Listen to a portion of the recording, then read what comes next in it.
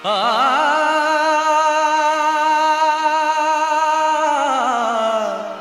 आ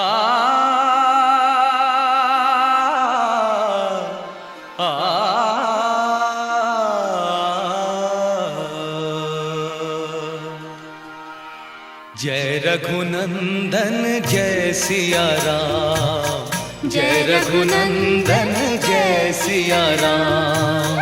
हे दुख भंजन तुम्हें प्रणाम, हे दुख भंजन तुम्हें प्रणाम। जय रघुनंदन जय सिया राम, जय रघुनंदन जय सिया राम।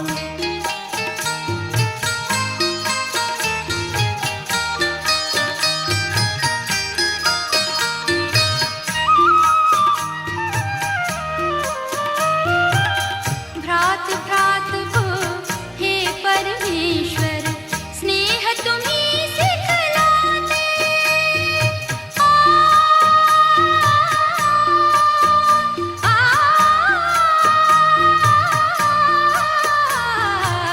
भ्रात भ्रात को हे परमेश्वर, स्नेह तुम्ही सिखलाते। नर नारी के प्रेम की ज्योति जग में तुम्ही जलाते।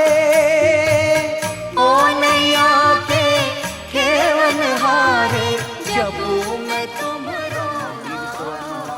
श्री नमः दोघांनाही आला. श्री कृष्णाय नमः प्रणवश्य परब्रह्म ऋषि परमात्मा देवता देवी गायत्री खंडा देवा ओम भू ओम ब्रह्म वक्रतुंड महाकाय सूर्यकोटि समप्रभ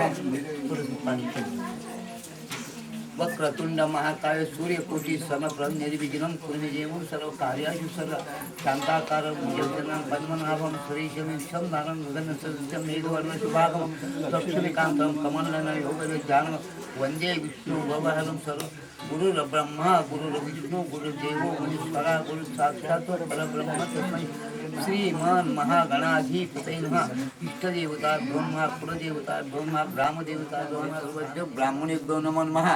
निर्विघ्नमस्तु सोमोक्षयदन्तच्च कपिल धूम्रकेतु गणाध्यक्षं भालचन्द्रो गजानन द्वादशतानि नमाम्यहं पठेन शृणुजापि विद्यारमेवाच प्रेषणे शायचे निर्विघ्न सोमखचयदन्तं तेज कपिल कर्ण कमल ब्रह्मोदरच्या विष्णुविघ्न आश्रम गणाधिप धूम्रकेतु गणाध्यक्ष भालचन्द्रो गजानन द्वादशतानि भोज प्रसव जय पूजाजे सर्व मंगल मांगली शिवे सर्व साधिके शरणे त्र्यंबके गौरी नारायण तदैव लग्न सुजे तदैव ताराबलम चंद्र बलम दैव बलम विद्या बलम लक्ष्मी जगराय गाभस्तेच्या जय तिच्या पुढे एशा मिंदी वर्ष गंगेला आणून कपडे.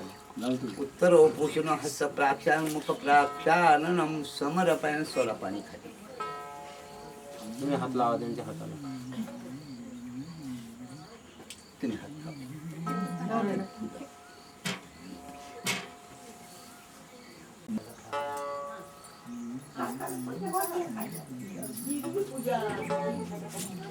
द्या महाराजांच्या कुंडली गौरदे हरिठर श्री ज्ञानदेव तुकाराम जगन्नाथ भगवान की जय.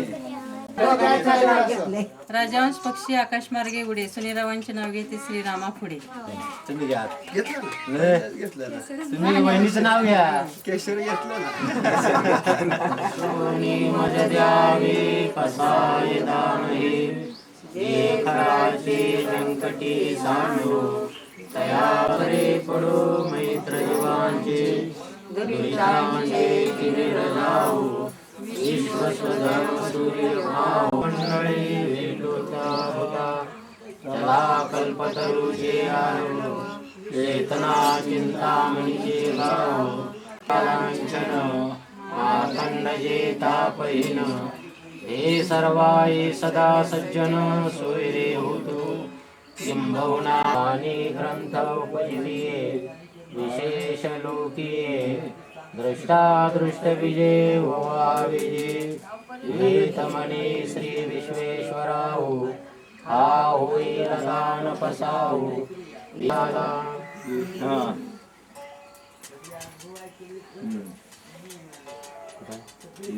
एक मधाचा इतका आहे, वर वाघ खाली नाग आणि मोदीची त्याच्यावर आजमोळ हा त्याच्यावर आजमोळ हो मला आज जरा बिजाला काम होतं मी ती पिढा घालवली सगळं हो तुकाराम मला म्हणतात का नाही नलगे न लगे मुक्ती धनसंपदा संत संग सगळं ही म्हणलं तिकडं मी एकला भीक मागून आपला खाईल मला तरी भीक मागायची काही गरज नाही आणि मला भीक मागायची तर लाज वाटते हो परंतु म्हणलं ब्राह्मणाची मुख्य दीक्षा मागितली पाहिजे भिक्षा वळून बहुती रक्षा जपले पाहिजे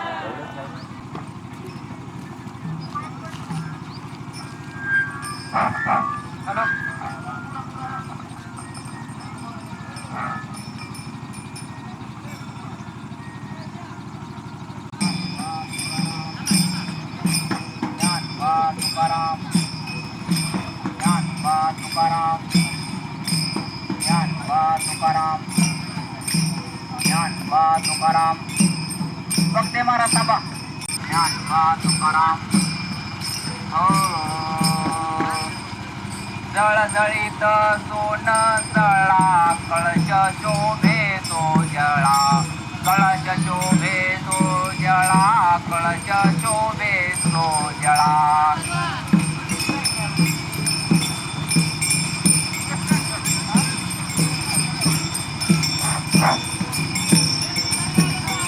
जळजळीत सोन जळा कळश शोभे तो जळा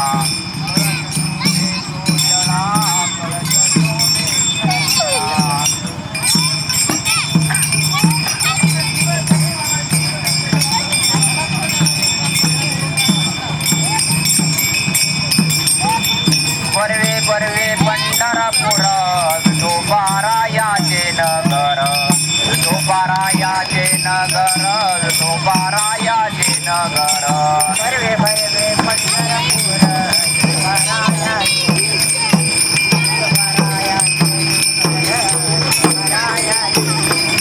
बरवे बरवे पंढरपूर विठोबारायाचे नगर विठोबारायाचे नगर विठोबारायाचे नगर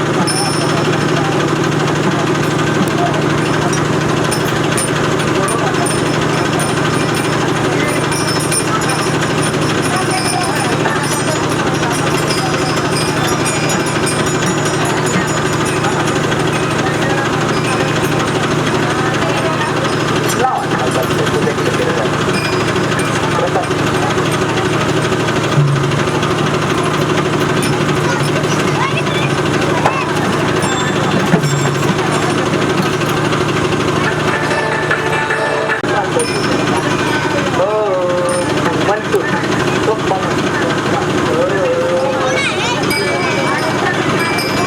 निवृत्ती ज्ञानदेव सोपान मुक्ताबाई एकनाथ नामदेव तुकाराम निवृत्ती ज्ञानदेव सोपान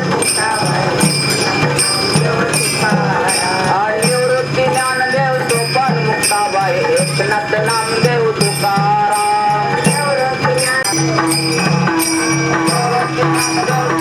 मुक्ताबाई एकनाथ नामदेव तुकाराम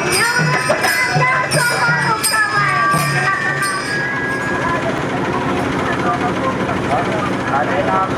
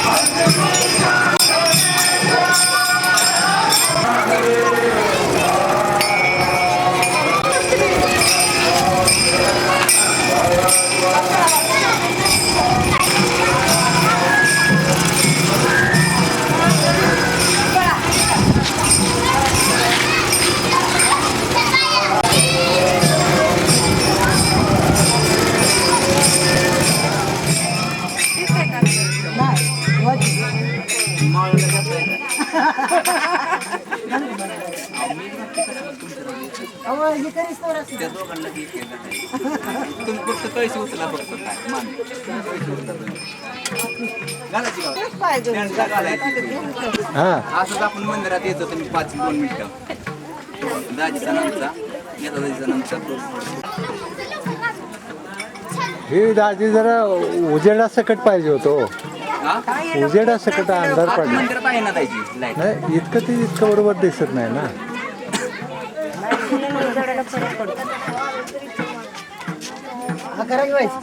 आता काय साखरपुडा आहे साखरपुड्याला माळच्या बियाणं खायला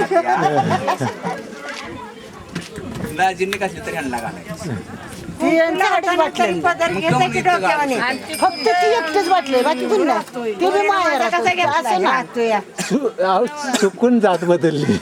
काय काय चुकून जात बदलली असं म्हणायचंय. म्हणजे आम्ही काय बिगर जातीच आहे का पुढं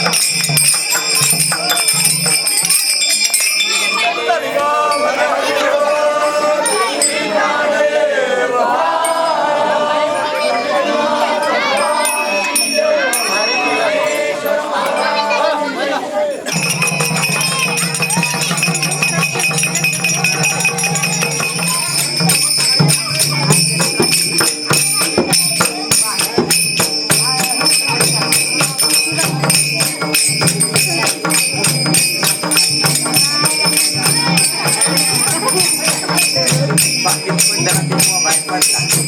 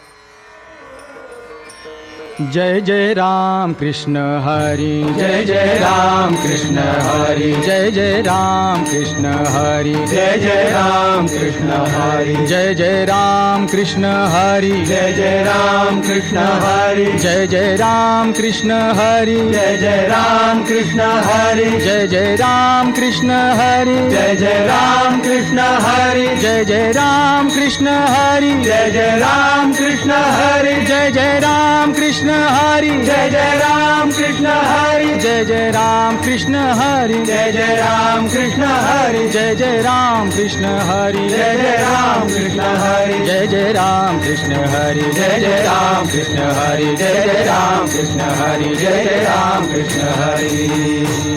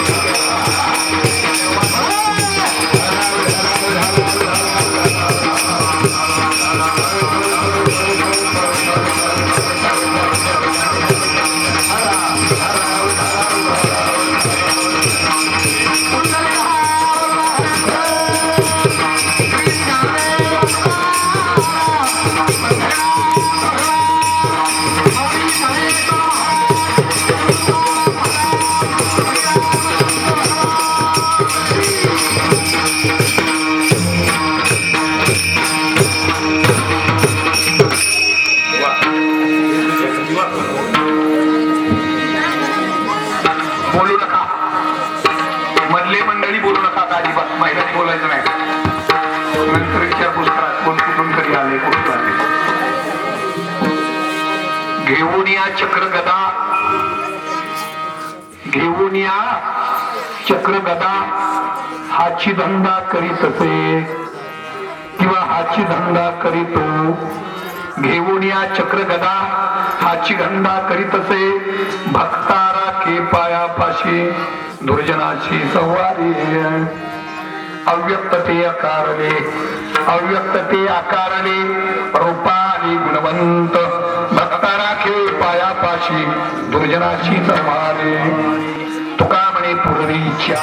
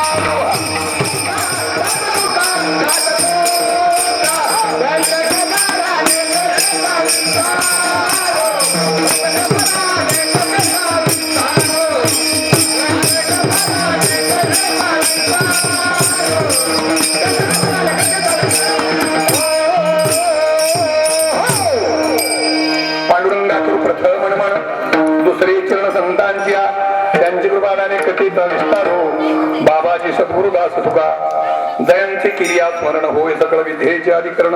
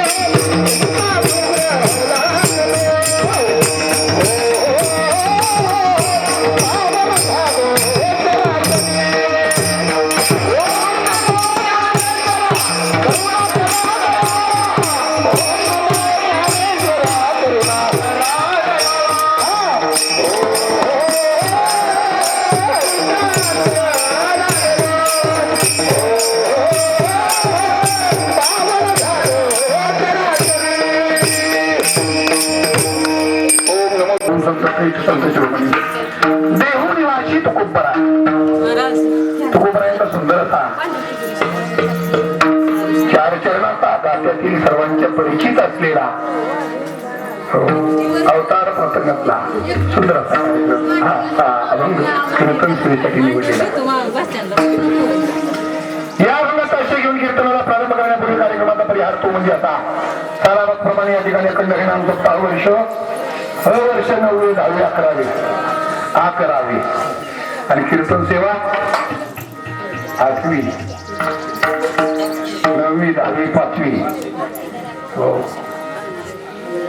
असो सजन हो मैदानी बोलू नका आजी आयुष्य गेलं बडबड करण्या इथं आल्यावर शांत बसावं जरा ऐकावं तुम्ही ऐका इतरांना ऐकवाचं वाटत नसेल तर आपलं पटकन उठून घरी गेलं बरं बडबड तू कधी आली ना कुठं होती सर कुणी कधी आली तू काय ती झालीच नंतर करायची असतं पण या प्रसंगी कमीत कमी इतकं नियोजन केले मंडळी इतका खर्च पाणी करतात आणि कार्यक्रमातून नेमकं काय घ्यायचं तर कामात बडबड काय जेव्हा मित्री येते का तिथं तुमचे का तिथं तुमचे तो का बोलतो तोंडावर अवघड पुन्हा ते असो पराकष्टीने एका परमार्थाची सुरुवात झालेली आहे म्हणजे ना हो देव नामातला अमूल्य वेळ कष्ट करून तुम्ही सर्वजण या ठिकाणी येता तन मन धनाने या कार्यक्रमामध्ये सक्रिय होता तुम्हा सर्वांच्या प्रयत्नातून सहकार्यातून आमची परमस्नेही हरिभक्तीपरायण राऊत महाराजांचा सर्व परिवार त्यांची भाऊ मुलं आणि त्यांच्या सर्व परिवारातल्या अपतेष्ट मंडळी निमित्त महाराजांचं वास्तव्य भगवंताचं अर्थात भगवंताच्या इच्छेनं तुम्हाला मागल्या जन्मातल्या अधुरी राहिली वासना तृप्त करण्यासाठी पुन्हा जन्माला यावं लागतं ते तुम्हाला त्याची शक्ती आहे बरं का. ही काय आहे? शक्ती आहे. तुम्ही नाही म्हणून चालत नाही. आपल्या मनात जर नसेल ना तरीही जन्माला यावंच लागतं. याच नाव आहे शक्ती. शक्तीने यावंच लागतं. का? मागल्या जन्मातलं अजून कर्म करण्यासाठी पुन्हा जन्माला यावं लागतं. ते कर्म पूर्ण करण्यासाठी हो इथे कर्म या नात्यानं आपण कर्तृत्व निर्माण करायचं असतं. आता ज्या कर्म आपण जे करणार होतो त्या कर्मातून जे फल निर्माण होईल हो त्याचा भोग आपल्याला मिळत असतो. कदाचित सदाचार घडला, चांगलं कार्य घडलं तर नक्की चांगलं फल पदरात पडेल.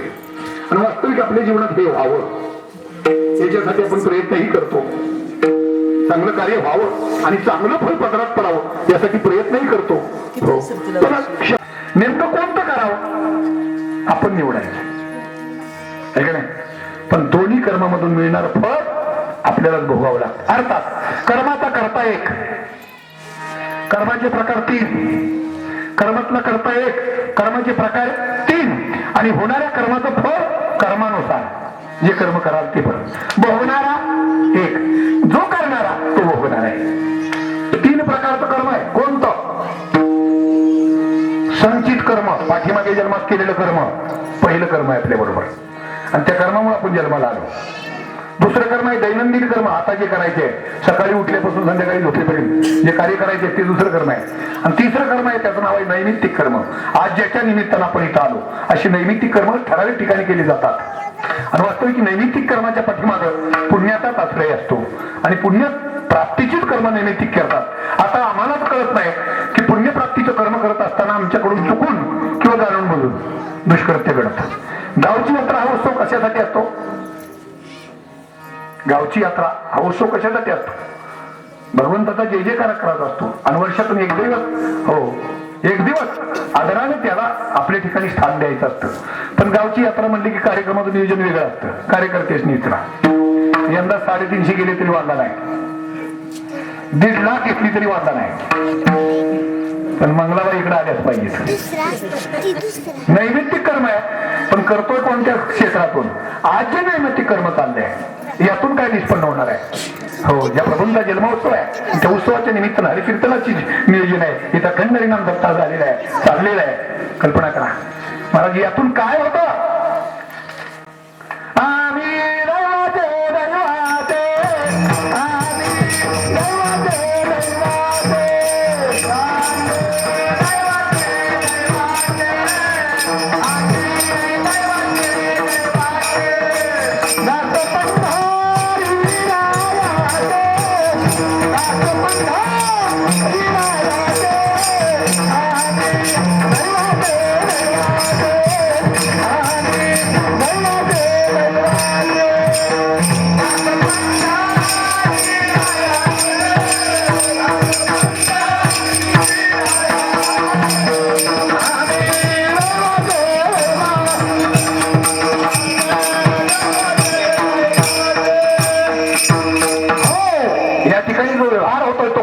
भगवंत नामाचं घेवाणदेवाण होते.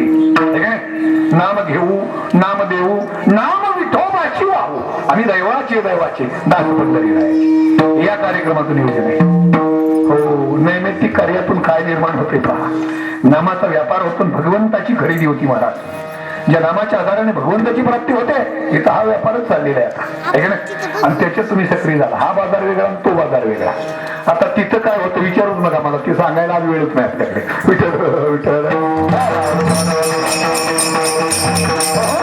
कर्माचे 2 प्रकार सांगितले मी तुम्हाला. इकडे 2 सार्वजनिक क्षेत्रात सुद्धा एका वेळेला चुकून कार्य वेगळं होतं, पण जाणून बुजून कर्म असं करावं. कर्माचे 3 प्रकार सांगितले. एक संचित कर्म आहे, ते आपल्या प्रत्येकाच्या कडून झालेलं आहे, फक्त ते आपल्या माग आहे. आता दैनंदिन कर्म आहे, आता जे करायचे आपण ते. मग काय करायचंय? उठल्यापासून संध्याकाळी झोपेपर्यंत नेमकं काय करायचंय? मी एकच गोष्ट सांगतो, लक्षात ठेवा. पुढच्या वर्षापर्यंत तसं करा. हो, मी सांगतो तसं करा पुढच्या वर्षापर्यंत. आणि काय होतंय त्याचा फायदा मला पुढच्या वर्षी सांगा. आणि पुन्हा सकाळी उठल्याबरोबर डोळं झाका, प्रभूचं स्मरण करा आणि प्रभूचं स्मरण करून देवाला नमस्कार करून हे ठरवा की आजच्या दिवसात आपण करायचं काय. मनाचा निग्रह करा की आज आपण करायचं काय. दिवसाचं काम सांगतोय मी. सकाळी उठलं की एकदा नमस्कार करा देवाला आणि आपल्या मनाला निश्चय करा की आज आपण काय काय करायचंय. हे सकाळी ठरवल्यानंतर त्या पद्धतीने दिवसभर कार्य करा आणि संध्याकाळी अंथरुणावर झोपायच्या वेळेला पुन्हा एक बार देवाला नमस्कार करा आणि आपण दिवसभर काय केलं याचं चिंतन करा. बस बाकी काय करू नका. काय होतंय कळेल का नाही. हो शहाणपणा कळेल. शहाणपणा ज्याला शहाणं व्हायचंय त्यांनी हे करावं. दिवसभर केलेल्या चुका डोळ्यासमोर येतील आणि दुसऱ्या दिवसाच्या कर्तव्यातून चुकीचं कार्य होणार नाही महाराज. कारण हे चिंतन आहे, याचाच नवा विचार आहे. या युगात जर विचार केला तर परमात्मा पदाची प्राप्ती होईल. विचारा वाचून न पाहिजे समाधान. सुख मिळेल, सर्व काय मिळेल, पण समाधान प्राप्त होत नाही महाराज. हो कारण माणसाचं सुख अनेक मार्गामध्ये अनेक स्थितीमध्ये असतं. काहींना पैशात सुख वाटतं, काहींना सत्तेचं सुख वाटतं, कदाचित ते मिळतं सुद्धा, पण सत्ता मिळूनही माणसाला समाधान प्राप्त होत नाही, पैसा मिळूनही समाधान प्राप्त होत नाही. जे समाधान पैशाने सत्तेनं अन्य कोणत्या मार्गाने मिळत नाही ते समाधान मात्र भगवंत चिंतनाने मिळत असतं महाराज. पण प्रभू चिंतन हा आपला विषय आणि याच्यासाठी खरं तो आपला जन्म आहे. आपण कशासाठी जन्माला आलो? घेईन जन्म यासाठी देवा तुझी चरण देवा. हे कर्म आहे, कर्मभूमी आहे. नाकर्तेपणानं मागं सोडून चालत नाही महाराज. कर्म करायचं असतं.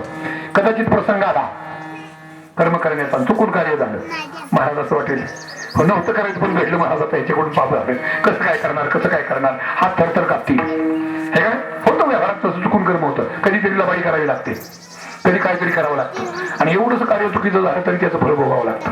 कारण असं आहे केलेलं कर्म सुद्धा आपणच भोगायचे आणि चुकून झालेलं सुद्धा आपणच भोगायचे. उदाहरण सांगायचं झालं तर रावणाने सीतेला पळवून नेलं. पळवून नेताना हट केला होता. किती हट केला, स्वतः गोसावी झाली. मामानं बोलवलं, हो त्यांना हरिण बनवायला लावलं. सीतेला पाचारण केलं. सीमा उल्लंघन करण्यासाठी विनंती करावी लागली सीतेला. हो आणि सीतेला बाहेर आल्याबरोबर उचलून खांद्यावर घेतलं आणि घेऊन जाऊन असताना रामसेवक जटायूने विरोध केला. जटायूशी खोटं बोलावं लागलं आणि जटायूशी युद्ध करून हो मला त्याचा प्राण घ्यावा लागला. इतकं सगळं केलं आणि सीतेला घेऊन गेला. प्रायचित्त काय? रामाच्या बाणाची शिकार व्हावं लागलं, त्याला सर्व आयुष्य गमावावं लागलं त्या रावणाला. हो मी म्हणतो हे कर्म त्यानं चुकीचं केलं होतं, फळ बरोबर आहे. जसं कर्म तसं शासन आहे का नाही.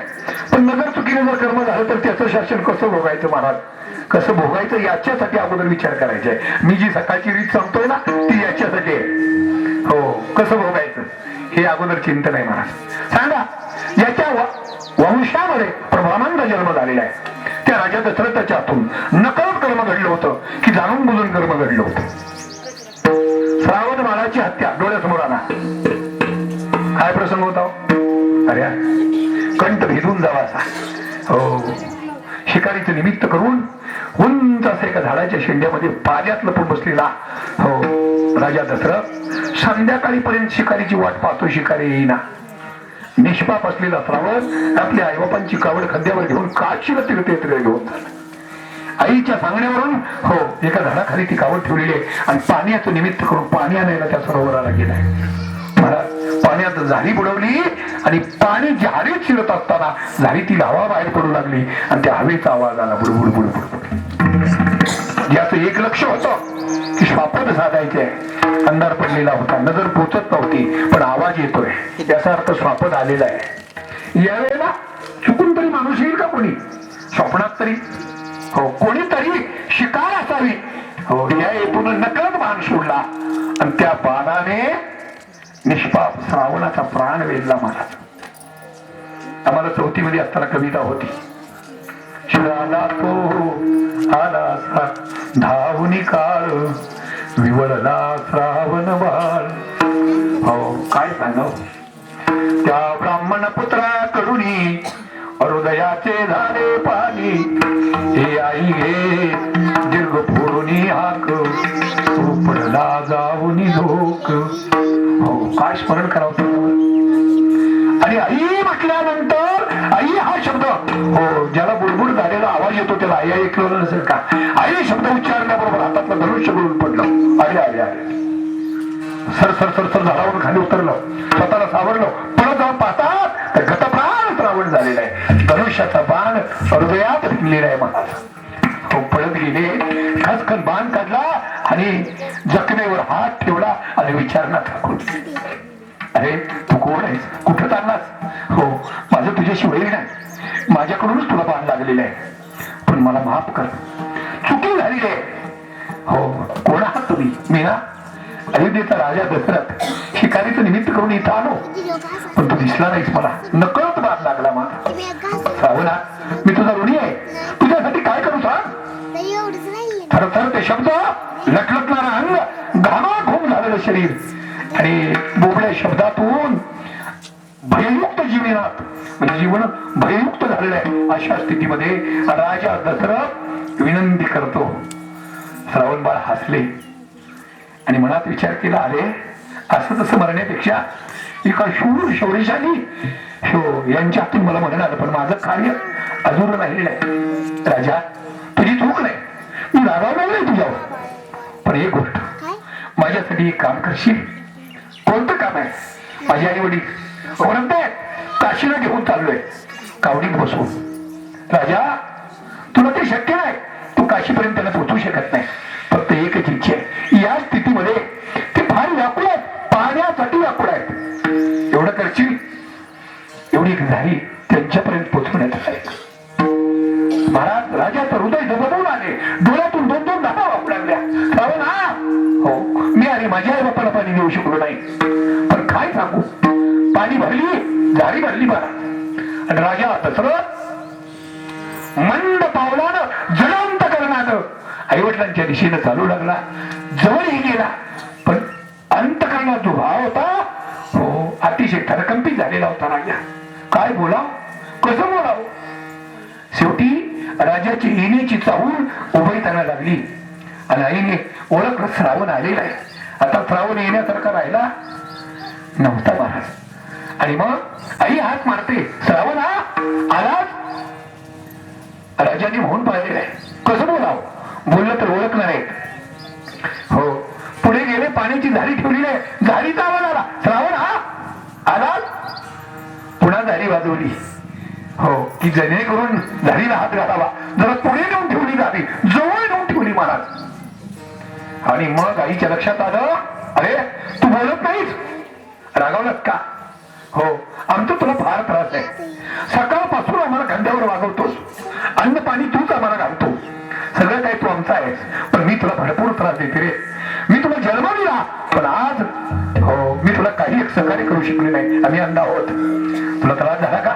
बोल ना, तू बोलल्याशिवाय मी पाणी ग्रहण करणार नाही. ज्यावेळेला आईचं प्रेम जागं झालं आणि आई श्रावणाचे संभाषण करते हे राजाच्या लक्षात आलं, तेव्हा राजाच्या प्रेमाचा बंध तुटला आणि राजाच्या तोंडातून शब्द बाहेर पडले, आई आई आई. या शब्दात आता प्रेम नव्हतं महाराज, दुःखदायी अंतकरणानं उच्चारलेला शब्द होता. 9वा वाजतो आई म्हणायचं होतं. हो आईच्या प्रेमाचा तो शब्दच नव्हता. आईने ओळखलं, कोण आहे तुम्ही? म्हणले मी ना राजा दशरथ आहे. माझ्याकडून चुकून चुकून तुमच्या बाळाची हत्या म्हणतोवर श्रावणा म्हणून आईने टाळू फोडला. आणि श्रावणा श्रावणा श्रावणा एक ध्यास घेतला. उभय त्यांनी गळ्यात गळे घातले, नवरा बायको पुत्रवियोगानं टाहो फोडून रडू लागले. राजाला अनावर झालं, माझं चुकलेलं आहे, मला क्षमा करा, पण पाणी तरी घ्या. त्याच्या सांगण्यावर मी पाणी घेऊन आलो, त्याची इच्छा आहे तुम्ही पाणी घ्या. राजा तुझं पाणी आम्हाला आता पाणी नको. श्रावण हेच आमचं सर्व आहे आणि श्रावणाच्या जाण्यानंतर आम्ही पाणी ग्रहण करण्याचा सुद्धा अधिकार आम्हाला नाहीये. काय राहील आमचं? हो पण तू कसंही करते कर, तू जाणकारी आहेस. हो आमच्यावर जो प्रसंग आला ना कदाचित नक्की तुझ्यावर येईल. शब्द सोडून दिला महाराज आणि तोच शब्द सत्य झाला. विश्वाचा मालक वंशात जन्माला आलेला आहे आणि कोणत्या ना कोणत्या कर्मयोगानं प्रभू रामचंद्राला वनवास घडतोय आणि राजा दशरथाला ज्यावेळेला हा प्रसंग करतोय की राम वनवासाला गेलेत म्हटल्याबरोबर राम अजून कारण समजलं नाही. आलोय भक्त सांगितले, वैकुंठात ना आलो, याच कारणाशी अजून प्रश्न सोडला नाही. कशासाठी आलो? परंपरा चालवण्यासाठी. बोलिले जे ऋषी सात भाविक सत्याची प्राप्ती करून देण्यासाठी किंवा सत्याचा शब्द सांगण्यासाठी आलेलो आहे, तो मार्ग दाखवण्यासाठी आम्ही आलेलो आहे. हो महत्वाचं काम कोणतं आहे? भाव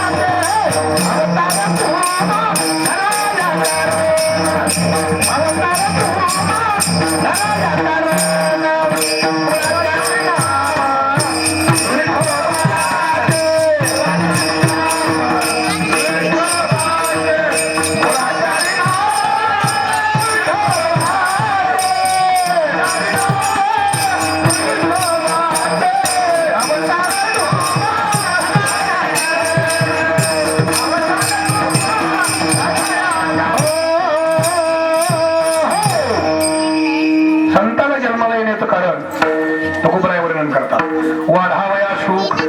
वाढणं म्हणजे काय? वाढणं. वाढणं हा शब्द कळतोय का?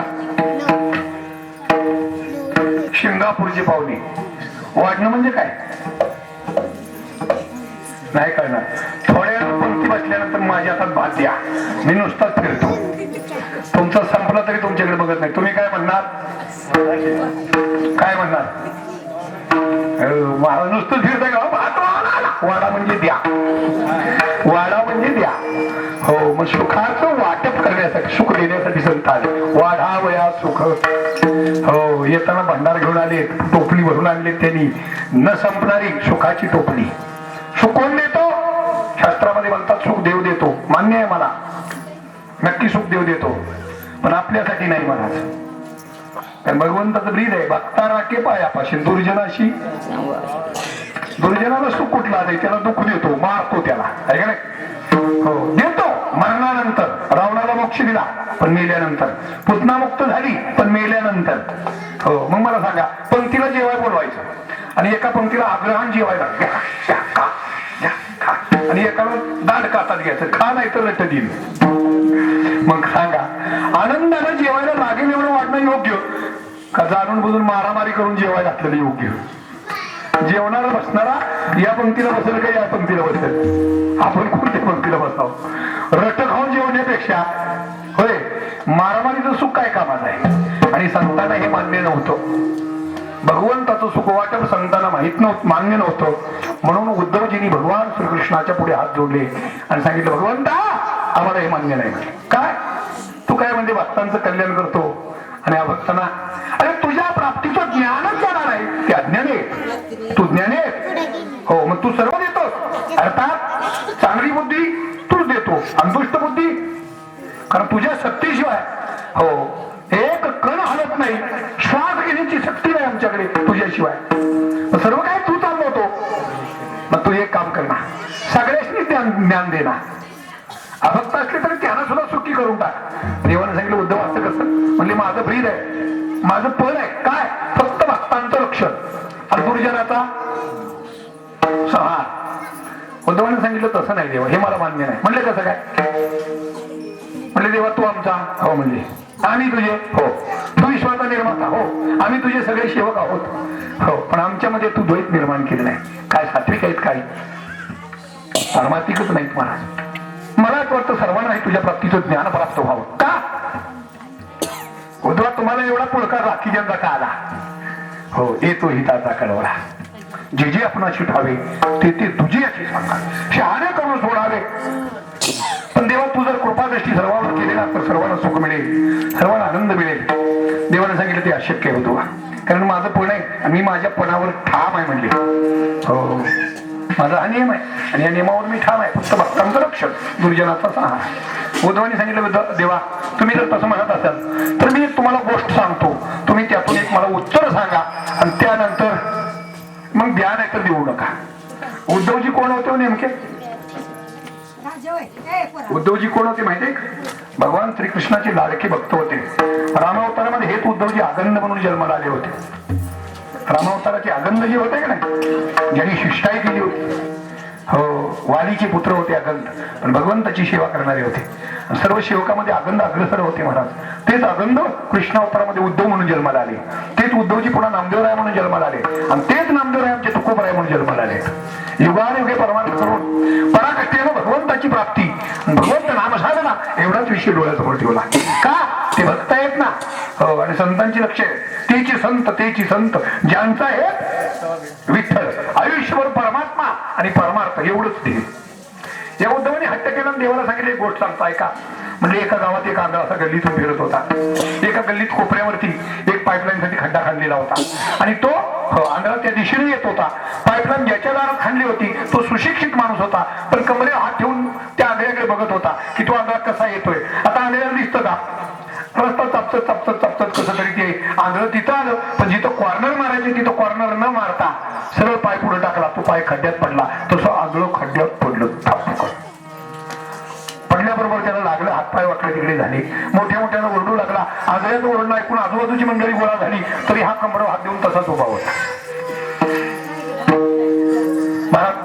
बाकीच्या मंडळींनी त्या आंधळ्याला वरती काढलं, त्याचे हातपाय वगैरे थोडीशी चोळले वगैरे, जखमा पुसल्या आणि चर्चा चालू झाली आणि म्हटले आंधळा माणूस आहे, रस्त्याला आला, हो म्हणजे त्याला या खड्डा दिसला आहे. पण हे तर कुणी आपल्यापैकी नव्हतं का? आता इतकी गोळा झाली ती, मग अशी आंधळा पडला तेव्हा कुणी नव्हतं का? आतापर्यंत जो कमरे हात ठेवून उभा होता का नाही, तो बोलका झाला. तो सांगितलं, तो बोलू लागला मला, ओ थांबा, तुम्ही काय सांगता, इथं कुणी होतं का नव्हतं? मी होतो ना, मी माझ्या दारातच उभं होतो. हो बघितलं मी आंधळा कसा आला आणि कसा पडला हे सुद्धा मी बघितलं. बाकीची म्हणली काय भल्या माणसा, हे काही खरं आहे का? अरे तुला दिसते तू आंधळा खड्ड्यात पडतो हे बघतोय, तुझ्या अंतःकरणात प्रेम भाव पाहिजे, माणूस के करायचा. म्हणजे का सांगायचं नाही का त्याला पुढे खड्डा आहे? त्यानं सांगितलं सांगायचं होतं, पण सांगायचं कसं का? म्हणजे माझं एक पण आहे, कोणता विचारल्याशिवाय सांगायचं नाही. देवाचं पण आहे, भक्ताचं रक्षण दुर्जनाचा साथ. उद्धवाने हट्ट केलाय नाही देवा, सगळ्याशी प्रसाद पोचला पाहिजे. हो देवाने सांगितलं उद्धवा म्हणजे काय बा वगैरे माणूस त्याला एवढा आंधळा दिसला राव घड्यात पडता पडता. देवा त्याने सांगायला पाहिजे, सांगायला पाहिजे होतं, सांगायला पाहिजे होतं. हो कसं सांगायला? आणि त्याला दिसतंय का? देवाला 2-4 वेळा देवाने उद्धवाने पटवून घेतलं. देवा हे म्हणणं बरोबर आहे ना तुझं? हो पण तसंच म्हणतोय की तुझ्या प्राप्तीचं जे दिव्य ज्ञान आहे ते ज्ञान सर्वांच्या पर्यंत नाही आहे. मला सर्वांना भगवान प्राप्ती ज्ञान आहे का? तू ज्ञान आहे, तुझे काय भक्तच नाही, पण सगळे ज्ञानी असतील असं सांगता येणार नाही. तुकोबराय अभंगाच्या शेवटच्या चरणात सांगतात, काय सांगतात? शेवटचं चरण तुकारामध्ये पूर्वीच्या जया जैसा विठ्ठल भक्ताच्या मनातली इच्छा पूर्ण करण्यासाठी परमात्मा अवतीर्ण होतो. म्हणजे आज देवांचं आगमन आहे कशासाठी? जशी आपण इच्छा करणार आहे तशी त्याची तृप्ती. रावणाने वैर भावानं देवाला पाहिलं, त्याच वैरी म्हणून देव त्याला भेटले, बरोबर का नाही? विभीषणानं भगवान त्या नात्यानं पाहिलं, हो मग लंकेचा राजा बनवलं विभीषण, तशी इच्छा. हो आता आपण काय इच्छा करायची आपण सगळ्यांनी मनात ठरवा, पण इच्छा करण्यापूर्वी जो इच्छा करण्याचा अधिकार आहे तो आपल्याकडे असावा लागतो. विठ्ठल विठ्ठल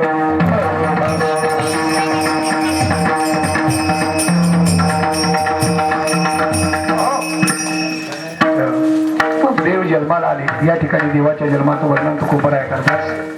हो आले ते कसे आले? घेऊन या चक्र गदा, सुदर्शन हातात घेतलेले आहे, गदा हातात घेतलेली इकडे आणि हाची धंदा करीत अशी. जन्माला आल्यानंतर काय करताय? चक्र हातात घेतलेलं आहे सुदर्शन आणि गदा हातात घेतली आणि हाची धंदा करताय. कोणता?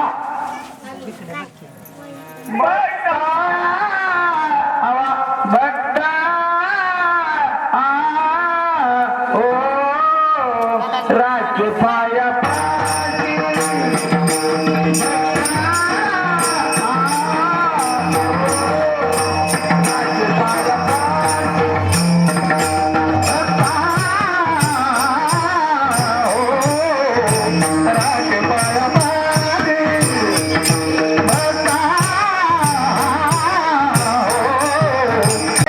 भगवंताचे अवतार अनंत आहे. मत्स्य कच्छ वराह, नरसिंह वामन परशुराम, श्रीराम, कलंकी आणि बोध, बरोबर का नाही? किती अवतार? अवताराचं वर्णन नाही. हे अवतार मोठे मोठे, छोटे अवतार घेतले तर अनंत अवतार घ्यायचे भक्ताकार.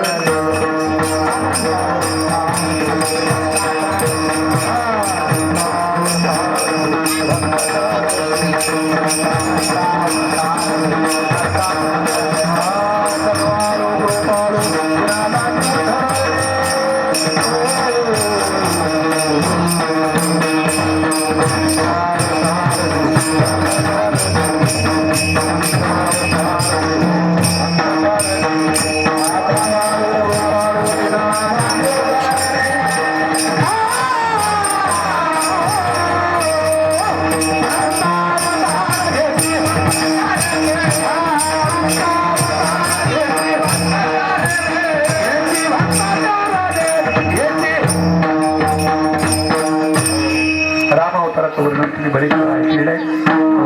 आज आपल्याला वेळ कमी असल्यामुळे आपण इथपर्यंत येऊन पोहोचलो.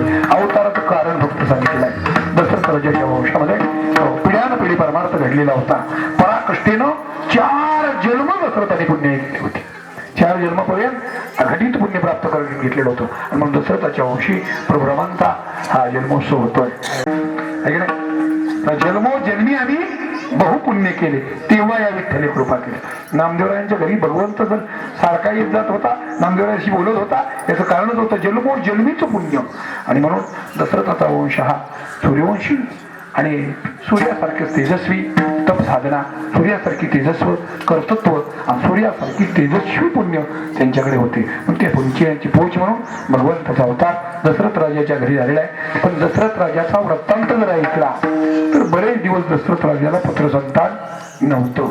पहिलीला नाही, मग दुसरी केली, दुसरीला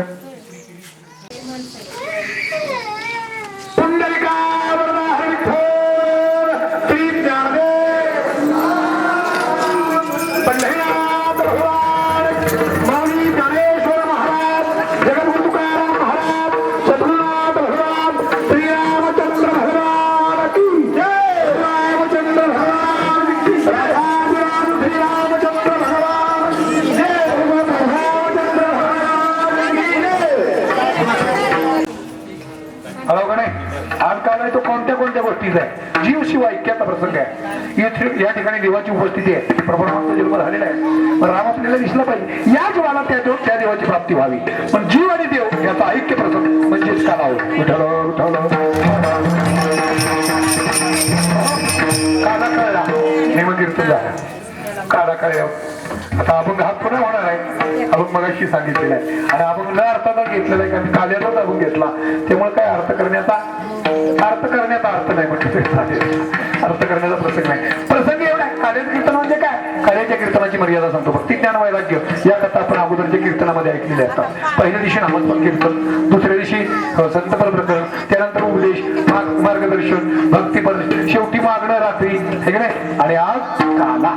मी तुम्हा सर्वांना विचारतो, तुम्ही काला वेगळा आणि काल वेगळा. काला खायला आलोय आम्ही महाराज, हे की नाही. आता इथं खायचंय, मंडळीने नियोजन केलेलं आहे, इथं अन्नदान आहे. म्हणजे आपल्याला नक्की कालवा थांबवणार आणि काला मिळणार आहे. आणि इथं ज्ञानदान आहे की नाही. ही कालवा उभी थांबल आणि ही कालवा उभी थांबल, पण ज्ञान घेतलं तर असो. काल्याच्या प्रसंगी कीर्तनाला मर्यादा असते. कोणती मर्यादा? कीर्तनकाराने फक्त एकाच देवाचं एकाच ठिकाणचं चरित्र वर्णन करायचं. चरित्र ते उच्चारावे. केली देवी गोकुळी. भगवान श्रीकृष्ण जन्मामध्ये, कृष्णावतारामध्ये भगवंताने गोकुळात केलेल्या चरित्राचं वर्णन म्हणजे काल्या. देवाचं चरित्र, याच देवाचं चरित्र 2-4 ठिकाणी. कुठं हो, जन्माला येण्या अगोदर मथुरेत, बरोबर का नाही. पुन्हा जन्माला आल्यानंतर गोकुळात लहानपणी रांगताना, त्यानंतर मोठ्या झाल्यानंतर गाडी राखताना, त्यानंतर 4थं चरित्र पुन्हा मथुरेमध्ये कंसवर्धन, आणि 5वं चरित्र आहे ते कुरुक्षेत्रावर सहकार्यानं सहकार्य, हो जोडीदारांना किंवा भक्तांना सहकार्य, असं 2-4 ठिकाणचं चरित्र आहे. पण 8 चरित्राचा विषय आहे तो चरित्र ते उच्चारावे केले गोकुळ. देवानं गोकुळात केलेलं चरित्र आहे. गोकुळात काय चरित्र केलं? शॉर्टकट मध्ये रांगता रंगली चोरीत लोट,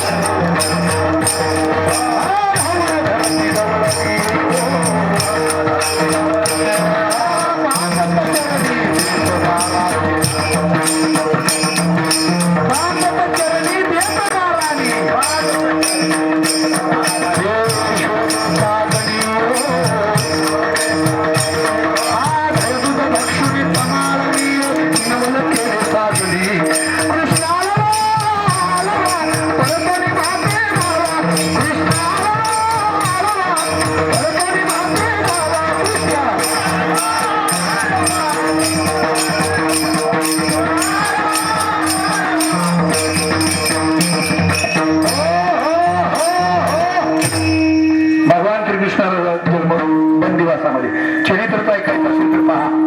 प्रभुरामांचा जन्म आणि कृष्ण या भगवान श्रीकृष्णाचा जन्म, जन्मामध्ये बरीच तफावत आहे. हो, राजवाड्यात एकाचा जन्म होतोय आणि एकाचा जन्म बंदिवासात. एकाचा चैत्र महिन्यात शुद्ध पौर्णिमेला होतोय आणि एकाचा श्रावण महिन्यात वद्य अष्टमीला होतोय. एकाचा दुपारी 12 वाजता होतोय आणि दुसऱ्याचा संध्याकाळी 12 वाजता होतोय. एकाचा जन्म बंदिवासात आहे आणि एकाचा थाटामध्ये राजवाड्यात चाललेला आहे. कल्पना करा.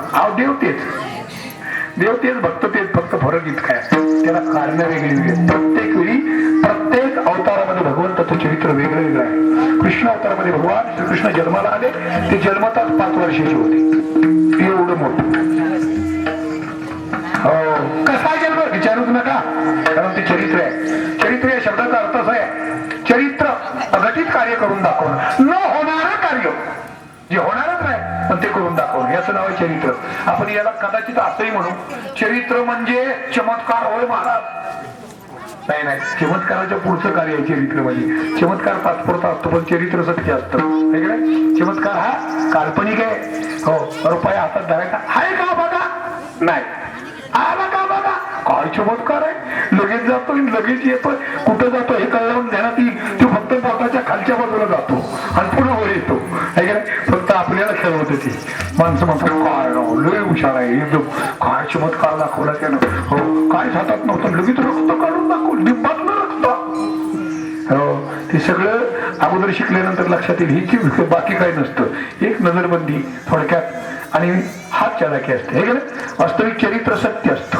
चरित्र कसं आहे, सत्य. भगवान एवढे जन्माला आले, हो, आणि आईने त्याला पाहिलं डोळे भरून. नुसते जन्माला आले नाहीत, हसलेला हाक मारली आई आई म्हटल्याबरोबर हो मला देवकीला आठवण झालं. अरे बापरे, आई म्हणतो याचा मुलगा आहे.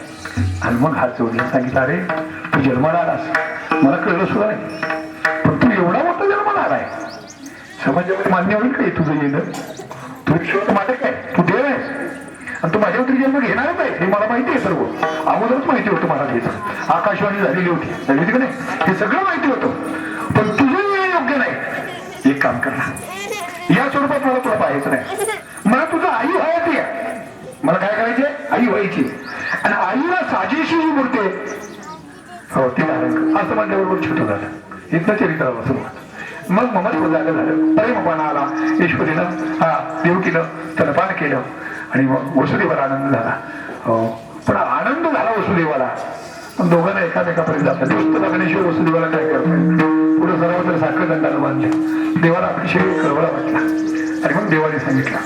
वसुदेवाच्या डोळ्याचं पाणी पाहिलं, देवकीच्या डोळ्याचं पाणी पाहिलं. आई वडिलांना चिंता वाटते, पण जन्माला आपल्या अगोदर 7 जणांचा नायनाट केलेला आहे आपल्या मामाने, आणि आपली अवस्था काय होणार नाही. मिळालं तर तुम्ही घाबरायचं नाही. पण सांगताना सांगितलं फक्त स्पर्श करा मला. वडिलांनी सांगितलं नुसतं स्पर्श करा, खाली सरला आईपासून असं. हो, आणि भगवंताच्या शरीराला देवा वसुदेवाचा स्पर्श होताच चली उचलीला कमलापती पायीची बंधने सुटली.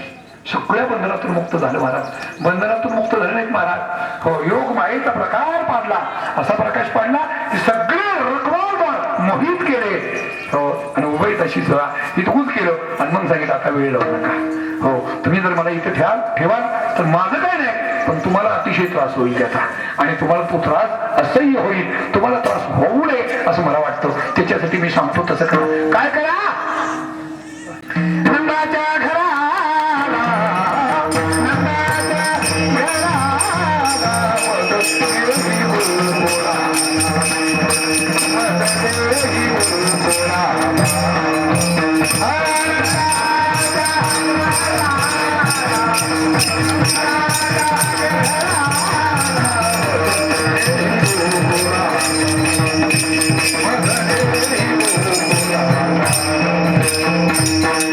माया जन्मली तेथे किंवा माया उपजली तेथे मद ठेवी तिशी आणि येते, तिथं मायेचा जन्म झाला. सगळं भगवंताने अगोदर सांगून टाकलं.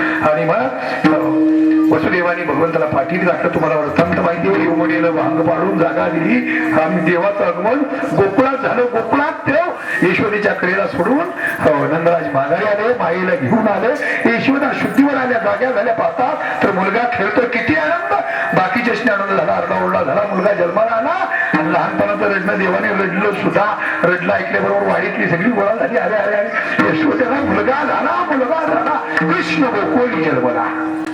इकडं आनंद झाला, तिकडं काय झालं, होता कृष्णाचा अवतार, आनंद करते घरोघर, इकडे आनंद. आणि गोकुळ जन्माला बरोबर दुष्टाचल का सुटला. हो, त्यांना भ्याते वाटायला लागले. अरे म्हणले आठवा आणि ह्यातून निघून गेला. हो, तुम्ही ऐकलेला आहे वर्तमान तो सगळा.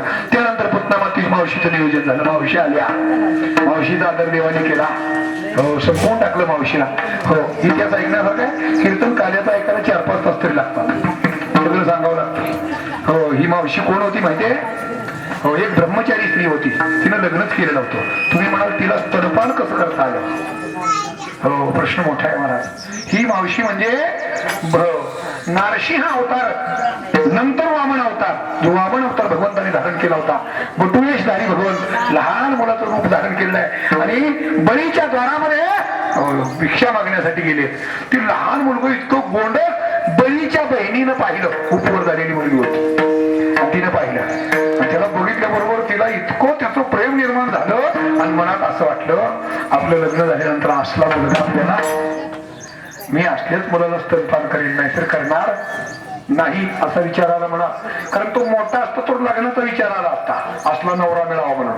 पण ती बारकं होतं म्हणून ममत्व जागे झालं, प्रेम पाना आला त्याला. बघितल्याबरोबर त्याला उचलावून लगेच छातीला लावावं असं वाटलं. पण तोपर्यंत ते आत गेल्यानंतर आतला पराक्रम तुम्हाला माहितीये काय झालं.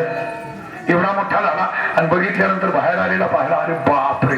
मग हात जोडले आणि मनातला संकल्प मनात उघडा केला. अरे मला वाटलं होतं तू मग अशी गेला असता, तुला स्तनपान करा. भगवंताने तिच्या मनातली इच्छा ओळखली आणि तिला सांगितलं काळजी करू नको, तुझ्यासाठी मी पुन्हा जन्माला येईन, पण तोपर्यंत तुला थांबावं लागेल. ये गोकुळा, मी तुझी इच्छा पूर्ण करतो. तू काय म्हणे पूर्वी इच्छा.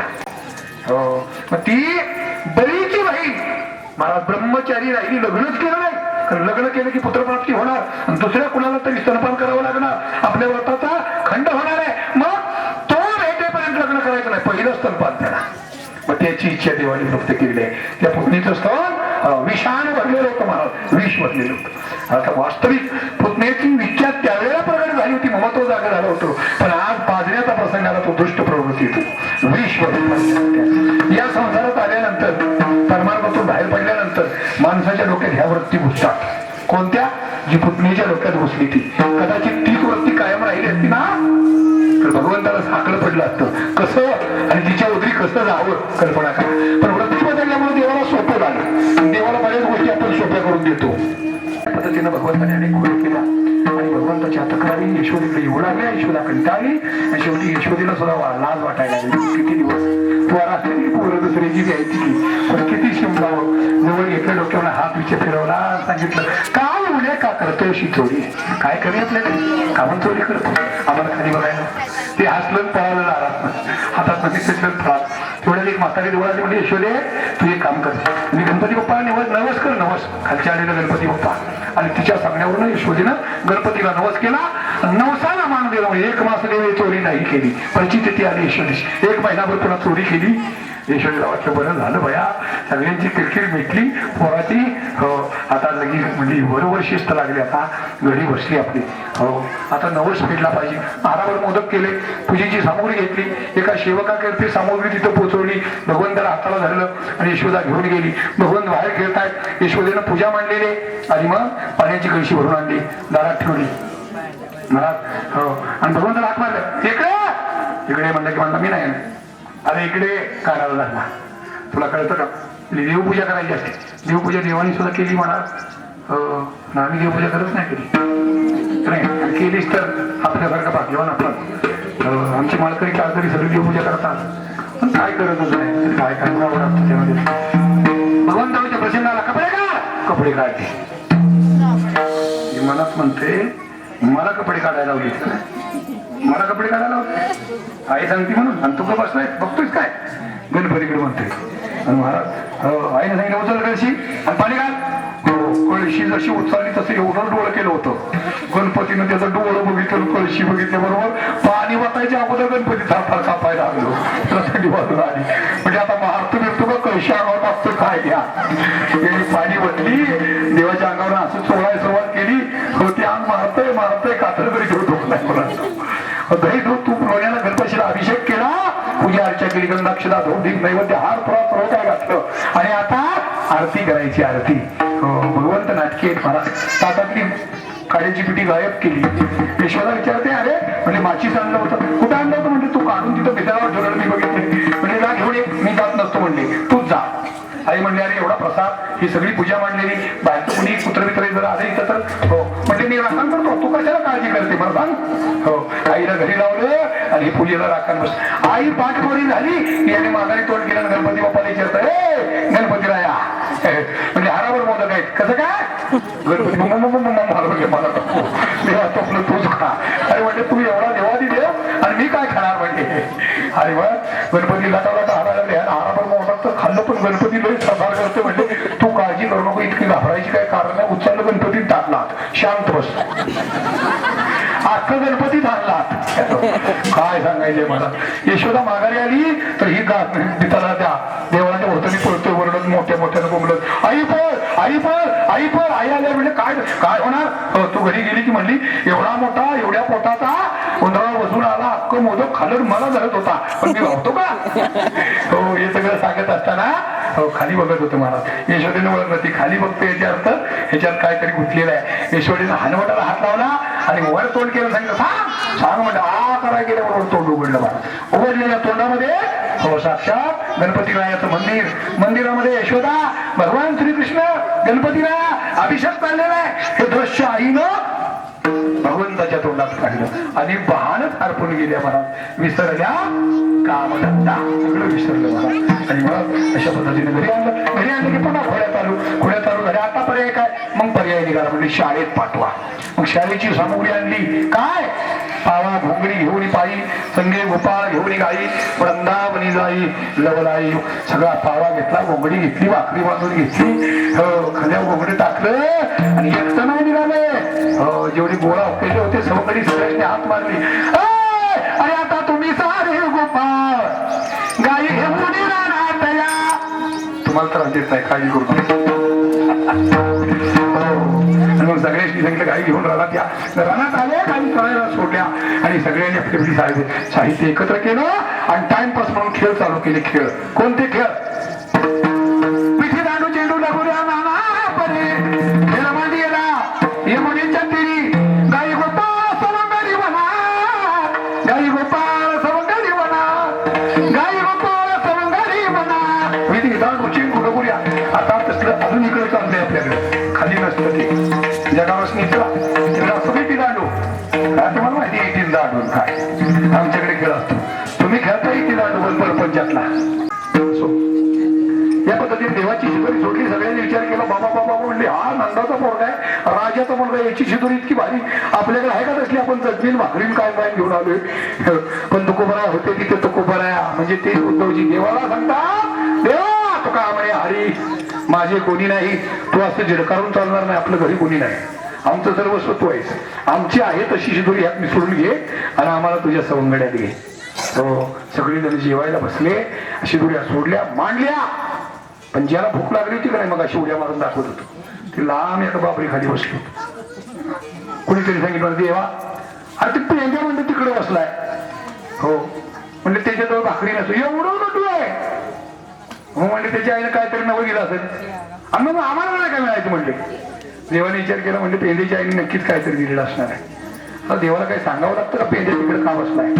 बाकी त्यांच्या समजीसाठी म्हणजे अरे हो ते तो चांगलंच मुलं घेऊन आला असेल. पेंड्या इकडे देवाची हाक ऐकल्याबरोबर पेंड्याचं अंतकरण धडावून आलं मला.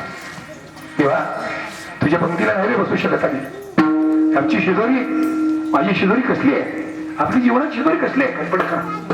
महाराज पेंडे तिथे बसलेला देव दोन तीन हात मारताय पेंडे येत नाहीत. देवाने आदेश दिला जा म्हणजे त्याला घेऊन या. 4-5 पोरं उठली.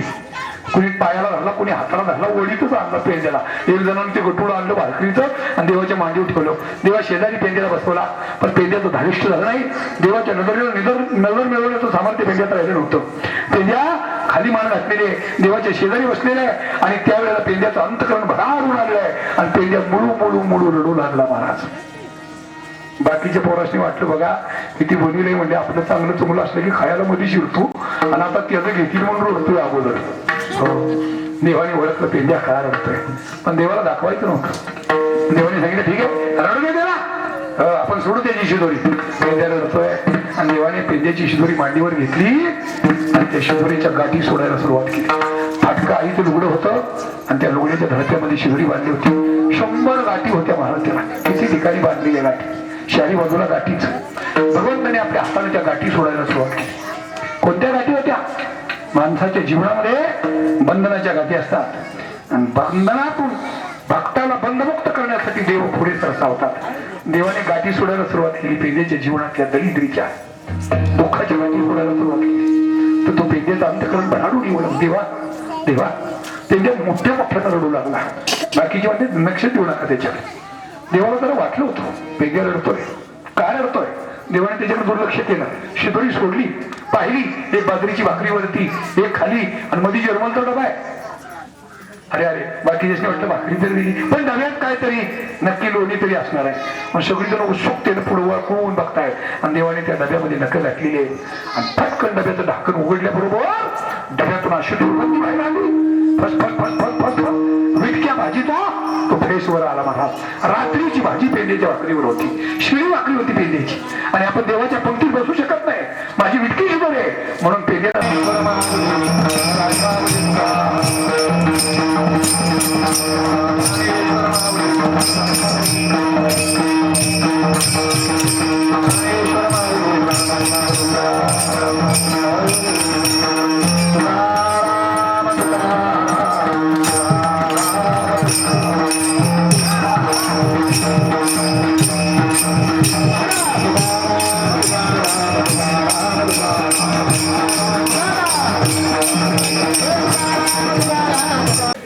शिंके लांबविले दुरी होतो तिघाचे वरी होतो तिघाचे वरी होतो